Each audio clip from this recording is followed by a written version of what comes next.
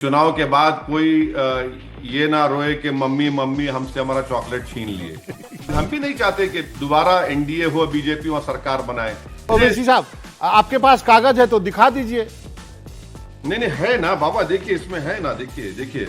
फिर से शुरू हो गया कि बिना नाम के और लाइसेंस वाली दुकानें बंद होंगी। इस तरह की कोई गड़बड़ नहीं होती थी। कांवड़ यात्री थी, आती थी, लोग उसका इस्तकबाल भी करते थे, चाहे मुसलमान हो कोई भी हो। किसी को होटल में बोलते कि आधार कार्ड दिखाओ, नहीं दिए तो तुम्हारा पैंट उतारो। ये सस्पेक्टेड फॉरेन नेशनल है, इसको सिटीजनशिप एक्ट 1955 आ गया इसमें। देखिए, अख्तर ईमान साहब हमारे जो अध्यक्ष हैं वो कोशिश कर रहे हैं। हमने कहा पूरी कोशिश करिए आप, क्योंकि चुनाव के बाद कोई ये ना रोए कि मम्मी मम्मी हमसे हमारा चॉकलेट छीन लिए। तो हमने कहा कि आप पूरा कोशिश कर लीजिए, और अगर वो राजी हो तो हम भी राजी। हम भी नहीं चाहते कि दोबारा एनडीए हो, बीजेपी वहां सरकार बनाए, मगर अगर वो लोग नहीं चाहेंगे तो हमको तो चुनाव लड़ना है ना। और हम तो 2 विधानसभा में अपने कैंडिडेट 1 महीना पहले डिक्लेयर कर चुके हैं, बहादुरगंज में और ढाका में, और हमारे कैंडिडेट मेहनत कर रहे हैं और दूसरी जगह हम खड़ा करेंगे। मगर अब ये उनको सोचना है, मगर हमारी तैयारी चल रही है और तेजी पैदा करेंगे, और इंशाल्लाह हमारे विधायक अब के जीत कर जाएंगे और पार्टी से टिके हुए रहेंगे और उस आवाम की खिदमत करेंगे। अच्छा, अगर आप ये कह रहे हैं कि इलीगल माइग्रेंट का आपने एक कह दिया, तो भैया उसका डेटा तो बताइए, कितने इलीगल माइग्रेंट है। अच्छा, कौन सा डेटाबेस से स्क्रूटनाइज करेंगे डॉक्यूमेंट्स को आप? हम ये कह रहे हैं कि ईसीआई अगर पायलट टेस्ट करना था तो दिल्ली का कर लेते, यूनियन टेरिटरी है। आप एसएसआर जो आपकी 2024 की लिस्ट है, वोटर लिस्ट, उस पर चुनाव कराइए। 1 महीने में कैसे होगा?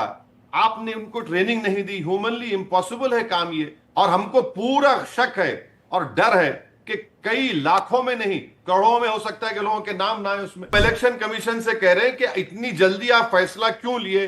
अगर हम चुनाव के दरमियान जाते तो इलेक्शन, ईसीआई बोलता है कि आर्टिकल 329 में हम लोग सुपीरियर बॉडी है। अभी तो सुपीरियर इलेक्शन नहीं है, आप बात करिए हमसे, पूरे ऑल पार्टी मीटिंग को बुलाइए। हमारे सवालात है, मैंने लेटर लिखा, अब तक मुझे जवाब नहीं आया। इतनी, अरे आसमान गिर रहा है क्या? बताइए, कयामत आने वाली है, क्या होने वाला है बताइए? क्या आपने अचानक इसको ऐलान कर दिया? अब बाबा ऐसा लगता है चुनाव आते ही कि मीडिया को लगता है कि सिर्फ मुसलमान वोट डालता है, ना प्रकाश वोट डालता है, ना यादव वोट डालता है, ना ईबीसी वोट डालता है, ना पासवान डालता है, ना माझी डालता है, ना चमार डालता है वोट, तो अब ये दलित डालता है। तो अब ये तो गलत बात है भाई। आप बिहार में जो सबसे बड़ा मिसगवर्नेंस और सबसे बड़ा अंडर डेवलपमेंट और नाइंसाफी हम अपनी आंखों से देख रहे हैं, वो सीमांचल के इलाके में देख रहे हैं। आप कुछ डेवलपमेंट नहीं हो रहा है वहां पर। आज वहां पर किसानों को उनका रेट नहीं मिलता।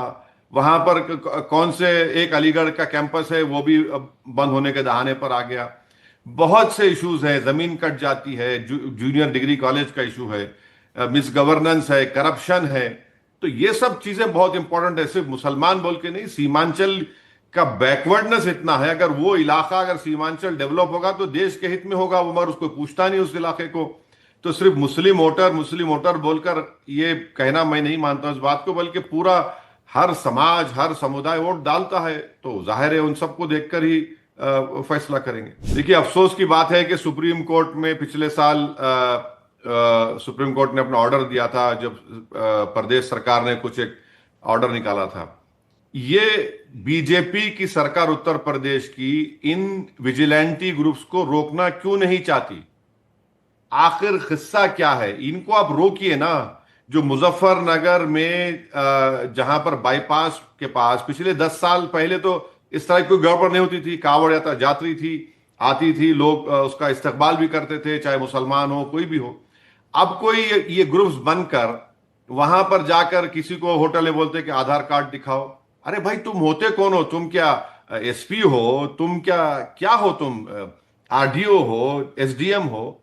नहीं दिए तो तुम्हारा पैंट उतारो। अब बाद में मालूम हुआ कि उसका नाम गोपाल है। अबे गोपाल हो या कोई हो, तो आपको तो राइट ही नहीं है। ये जो अनार्की चल रही है, ये जो गुंडागर्दी चल रही है कि बस हमको राइट है, बीजेपी पावर में है तो हम कुछ भी कर लेंगे।